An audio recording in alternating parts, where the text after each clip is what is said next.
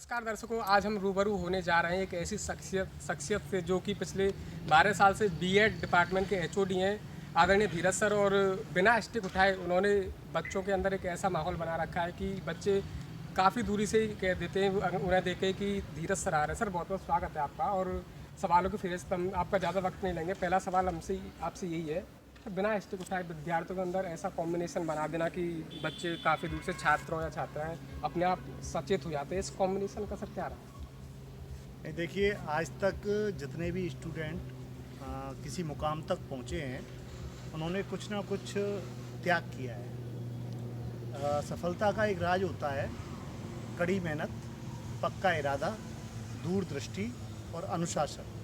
अनुशासन जो शब्द है वो चौथे स्थान पे आया है, लेकिन मैं इसको फर्स्ट स्थान पे मानता हूँ, क्योंकि अगर अनुशासन नहीं होगा तो हम किसी भी काम को प्रॉपर तरीके से नहीं कर सकते हैं। अनुशासन नहीं होगा तो पढ़ाई नहीं होगी। आप हमारे यहाँ देखते हैं कि श्री बाबूलाल महाविद्यालय में अगर पढ़ाई का नाम है तो वो अनुशासन की वजह से है। आप देखिए कि महाविद्यालय में सिस्टमेटिक ढंग से क्लास चलती हैं, महाविद्यालय में सिस्टमेटिक ढंग से सारे काम होते हैं। हमारे यहाँ पे अगर ये काम हो रहे हैं तो अनुशासन की वजह से हो रहे हैं, और अनुशासन बनाए रखने के लिए एक टीम वर्क करती है। अगर टीम वर्क नहीं होगा, एक बंदा कोई भी अनुशासन नहीं बनाए रख सकता है। हमारे यहाँ के सारे लोग ही इसमें सहयोग करते हैं। और एक वो डर वाली बात है, वो सब्जेक्ट पे कमांड से होती है। आज भी हम पढ़ाने से पहले, यहाँ पढ़ाने से पहले घर पे पढ़ते हैं।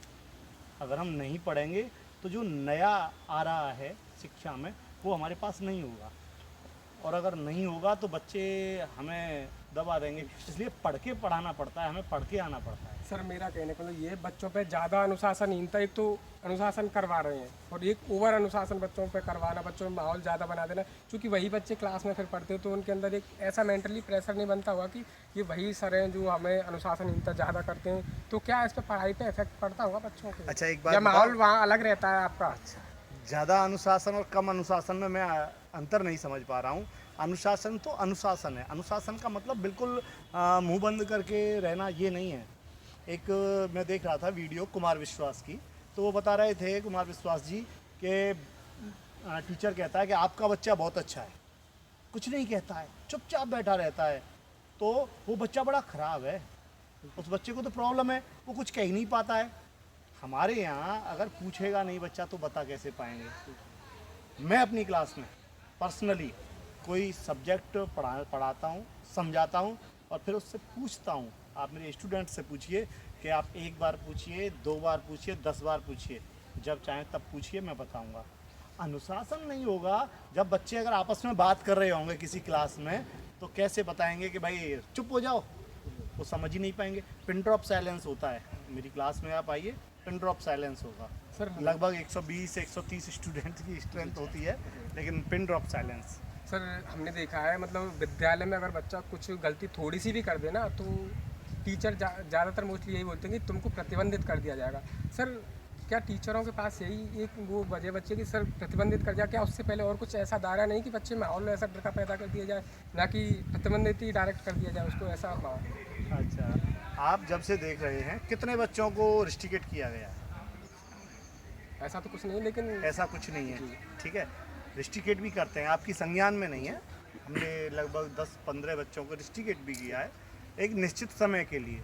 उनके पेरेंट्स को बुलाया जाता है, या पेरेंट्स को पता होना चाहिए। आपके जीवन पर पैसा खर्च कर रहे हैं आपके पेरेंट्स, घर से आने के बाद उन्हें पता तो चलना चाहिए कि हमारे बच्चे क्या कर रहे हैं। और हमारा नैतिक दायित्व भी बनता है कि उन्हें बताएं कि भाई हम कर क्या रहे हैं। अगर हम बच्चा आपका खेल रहा है, बच्चा आपका मस्ती कर रहा है, बच्चा आपका ऊधम कर रहा है, तो एक सूचना बच्चों तक, टीचर के द्वारा उनके पेरेंट्स तक पहुंचनी चाहिए। अगर सूचना पेरेंट्स तक नहीं पहुंचेगी तो वो फिर जब उसका रिजल्ट गलत आएगा तब वो कहेंगे कि आपने हमें नहीं बताया। और जितना बच्चा पेरेंट्स से डरता है, आप अगर, तुम तो खैर वकील बनोगे, लेकिन अगर टीचर बनते तो एक ये व्यवस्था थी, अपने पापा जी से पूछना। जी सर। ये अलग व्यवस्थाएं होती हैं कि बस इतना कह दिया जाए कि आपके पापा जी से कही जाए, तो बच्चा कह रहा नहीं सर नहीं। और बच्चा अगर पढ़ रहा है यहाँ, सर बच्चे जो शिक्षा का उद्देश्य होता है वो बालक का सर्वांगीण विकास होता है। सर्वांगीण का मतलब है सामाजिक, आर्थिक, राजनीतिक, नैतिक सभी तरह का विकास कॉलेज में होना चाहिए शिक्षा के द्वारा।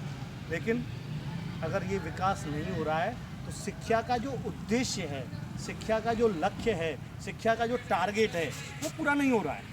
उसे पूरा करने के लिए अनुशासन में रहना ही चाहिए, ना केवल स्टूडेंट्स को, टीचर्स को भी अनुशासन में रहना पड़ेगा। अगर टीचर्स अनुशासन में नहीं होंगे तो स्टूडेंट्स तो पहले नहीं होंगे। सर कोई ऐसा बैच याद आता है आपको कि आपका बिल्कुल 100% दिया हो उस बैच में 12 साल के करियर में?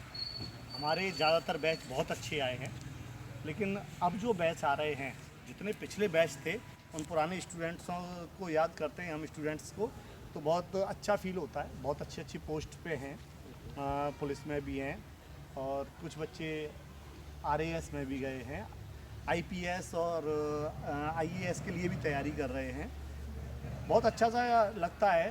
बैंक में भी हैं, बहुत बच्चों को हम भूल जाते हैं क्योंकि हमारे फेस में तो बहुत थोड़ा बहुत अंतर आ पाता है। अब जैसे तुम हो, तुम आगे चल के आगे मुझे 5 साल बाद मिलो तो तुम्हारे फैट बढ़ गया, फेस चेंज हो जाए, वो बात अलग है। तो बच्चे हमें पहचान लेते हैं और जो रेस्पेक्ट करते हैं वो बाहर मुझसे कई बच्चों ने कहा है सर हम पे प्रतिबंध था, लेकिन आज हम सोचते हैं कि वो सही था। सर बच्चों के नज़रिए से एक महत्वपूर्ण सवाल ये सर, फैशन का दौर है, तो सर एंकल लेंथ जो आजकल पैंट जो बच्चे पहन के आते हैं, जैसा आपने पहन जैसा रखा है। मैंने पहन रखा है, उसमें टीचर कई बार बच्चों को टोक चुके हैं। तो सर मैं ये जानना चाह रहा हूँ, एंकल लेंथ का पैंट है उसे फैशन से क्यों जोड़ रहे हैं? क्योंकि ये पैंट 1951 में राज कपूर ने पहना, 1900 फिर बाद में 1970 में देवानंद ने पहना, तो इसे फैशन से ना जोड़ा जाए बच्चों पर। फिर मैंने देखा कि मेंटली प्रेशर सा बना दे बच्चे, अगले दिन चौड़ी मौड़ी का जो पैंट बनता है। तो क्या कहना चाहिए सर इस बारे में? देखो, फर्स्ट ऑफ ऑल तो गणवेश होता है एक सब्जेक्ट, एक शब्द होता है गणवेश। सर भारतीय संस्कृति में जिसे आप यूनिफॉर्म कहते हैं अंग्रेजी में, वो होता है गणवेश। अच्छा, गणवेश इसलिए आवश्यक है कि जब सारे स्टूडेंट्स आते हैं तो उन्हें ये पता होना चाहिए कि टीचर को ये नहीं लगना चाहिए कि ये पैसे वाला है, ये गरीब है, ये ऊंची जाति से है या ये निम्न जाति से है। तो सर क्या एंकल लेंथ? एक मिनट रुको, मेरी बात कंप्लीट हो जाने दो। तो जब फैशन के तौर में आते हैं, एक जैसे कपड़े नहीं होते। यूनिफॉर्म किस लिए होती है? सभी लोग एक जैसे लगे।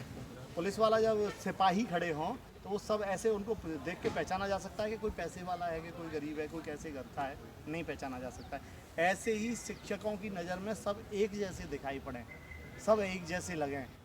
टीचर कोई ब्रह्मा थोड़ी है, टीचर कोई ऐसा भगवान नहीं है कि वो उसे देख के पहचान जाए। जब उसका गणवेश अलग अलग होगा, उसकी यूनिफॉर्म अलग अलग होगी, उसकी ड्रेस डिफरेंट होगी, तो टीचर के दिमाग में भी उसके लिए अलग अलग व्यवहार आ जाता है। तो वो व्यवहार नहीं आए और फैशन के लिए महाविद्यालय नहीं आते हैं। महाविद्यालय में फैशन डिजाइनिंग अगर कोई कर रहा है वो बात अलग है, लेकिन फैशन के लिए महाविद्यालय नहीं आते हैं। इसलिए इस तरह के पहनाव के लिए हमारे, और प्रत्येक महाविद्यालय अपने लिए नियम बना सकता है। प्राचार्य महोदय और हमारा प्रोक्टोरियल बोर्ड, पूरी व्यवस्था है हमारे यहाँ। प्रॉक्टर्स हैं, चीफ प्रॉक्टर हैं, हमारे मैनेजमेंट में डायरेक्टर सर स्वयं देखते हैं अनुशासन की व्यवस्था, प्रिंसिपल साहब हमारे यहाँ पे सपोर्ट करते हैं, पूरी व्यवस्थाएं हैं। जब हम इतनी सुविधाएं दे रहे हैं, आज मथुरा ज़िले में सर्वाधिक जो स्ट्रेंथ है स्टूडेंट्स की, वो कॉलेज के हिसाब से श्री बाबूलाल महाविद्यालय। हम किसी यूनिवर्सिटी से कंपेयर नहीं कर रहे, हम बाबूलाल महाविद्यालय की, हमारे पास 5,500 स्टूडेंट हैं और हम पे लगभग 70 टीचर्स हैं। इतने टीचर्स हैं कहाँ? लोगों के पास टीचर्स नहीं है। आज क्लास है, हमारी छुट्टी होती है तो रोड जाम हो जाता है। क्यों हो जाता है? स्टूडेंट्स की वजह से। अच्छा, बच्चे आते क्यों? इतनी स्ट्रेंथ किसी कॉलेज में जाती नहीं है। बच्चे इसलिए आते हैं क्योंकि हमारे पास टीचर्स हैं, अनुशासन है, और हमारे यहाँ बालिकाएँ पढ़ती हैं। बालिकाओं की संख्या में अधिक बालिकाओं की संख्या अधिक है। उनको प्रत्येक क्लास में छूट भी है। 1,000 रुपये कम हैं बच्चों के, बालिकाओं के 1,000 रुपये कम भी लेते हैं। क्यों लेते हैं? क्योंकि यहाँ पे बच्चियों को नहीं पढ़ाया जाता। उसी के लिए तो ये कॉलेज का निर्माण कराया सर महाविद्यालय पे हमें गर्व है सर, जो आप बता रहे हैं हमें अच्छी तरह से परिचित हैं। सर अब 12 साल चल रही है, विद्यालय के साथ कैसा रहा सफ़र और बच्चों को क्या संदेश देना चाहिए? 2007 से यहाँ पे ये विद्यालय स्थापित हुआ और मैं 2009 में यहाँ, हाँ, तो ये मेरा 12वां बैच है और बहुत ही अच्छा लगा। जब यहाँ बिल्डिंग में केवल एक ही मंजिल थी, तब मैं यहाँ पे आया था और मैंने पूरी निष्ठा के साथ बच्चों को शिक्षा प्रदान की है। आज बच्चे मिलते हैं तो मुझे बहुत अच्छा लगता है, बच्चों ने प्रगति की, बच्चे किसी मुकाम पर पहुँच रहे हैं और अच्छी बात है। मैं भी प्रयास यही करता हूँ कि बच्चे यहाँ से जाके, मेरी इमेज ही ऐसी एक सख्त टीचर की हो गई है, लेकिन एक टीचर को ना एक नारियल की तरह होना चाहिए, बाहर से कठोर, अंदर से मुलायम। मैं आप लोगों से, बच्चों से बहुत स्नेह करता हूँ, बहुत प्यार करता हूँ, लेकिन अगर मैं उसे दर्शा दूंगा, माँ बहुत प्यार करती है, बाप नहीं करता है, बिल्कुल बाप भी करता है, लेकिन माँ से बच्चा ज़्यादा डरता है कि बाप से? पिता से ज़्यादा डरता है। पिता की तरह ही यहाँ टीचर्स की छवि पिता की तरह होनी चाहिए। तो आपको डांटना भी है, पढ़ाना भी है, स्माइल भी करना सर, है। आपका अनुशासन इतना अच्छा है, इसीलिए हमने सोचा कि आपका इंटरव्यू लिया जाए और ये हमारा सौभाग्य, आपने हमें इतना वक्त दिया। सर, बहुत बहुत धन्यवाद इतना कीमती वक्त देने के लिए। Okay, thank you. तो ये थे मेरे साथ आदरणीय धीरज कौशिक जी, बीएड डिपार्टमेंट के एचओडी, जो कि पिछले 12 साल से महाविद्यालय के विद्यार्थियों को शिक्षा दे रहे हैं। अगली बार मिलेंगे तो किसी ऐसी शख्सियत के साथ। जब तक अपना ख्याल रखें, सुरक्षित रहें, 2 फीट की दूरी बनाएं, मास्क लगाएं, लड़कियों का रेस्पेक्ट करें और जानवरों से प्यार करें। बहुत बहुत धन्यवाद।